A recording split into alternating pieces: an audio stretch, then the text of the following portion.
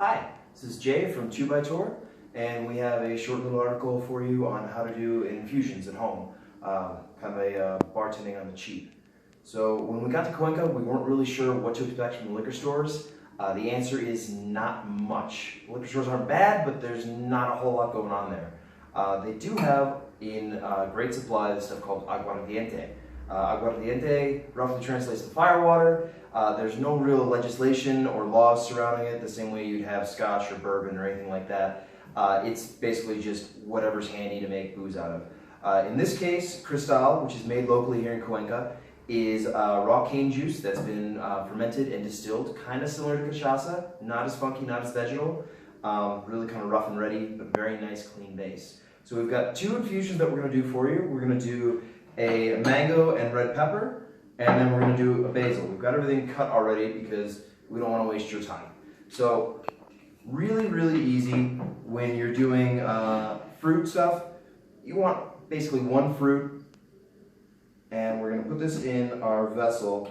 Nalgene bottles or anything like it are amazing for a lot of reasons we'll get into later. The red pepper we cut up a little smaller to give it some more surface area.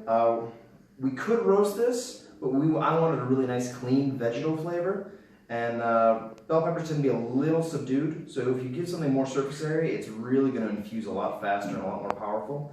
And the mango and the red pepper are going to play together really well. So once you've got that stuff in, and we're going to dump our basil on our other one. Now with herbs, you want to be careful not to beat them up too much. Plants have a lot of bitter qualities, and if you're rough on them, they'll come out, and you don't want that in your booze. So we're going to put all this stuff in.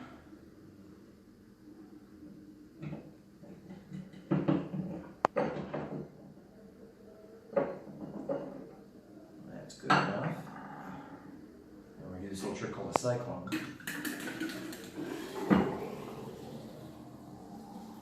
Just like that.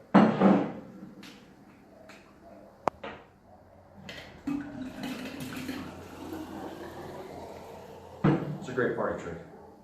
Don't try and bone a liquor like that though. Alright, so now that we've got everything in here, this is only going to take 6 to 8 hours. You want to be really careful with over infusing. You'll end up with some bitter weirdness. So 6 to 8 hours with most herbs is going to be just fine. Give it a nice little shake. Same with this guy. And we're going to take both of these and put them in the fridge. This will be good after about a day. This will be good about 6 to 8 hours. Make sure you keep them in the fridge. Once they're done, you strain them off. You save these bottles, and then you just pour your new infusion in here, and you have yourself a slightly fancier back bar on the cheap.